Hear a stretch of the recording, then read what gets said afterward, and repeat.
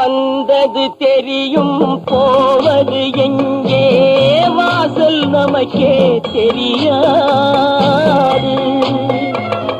வந்தவரெல்லாம் தங்கிவிட்டால் இந்த மண்ணில் நமக்கே இடமேது.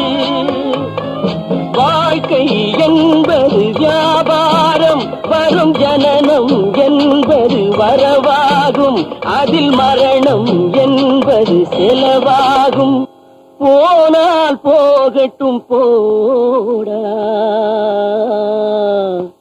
போனால் போகட்டும் போடா. இந்த பூமியில் நிலையாய் வாழ்ந்தவர் யாரடா? போனால் போகட்டும் போடா.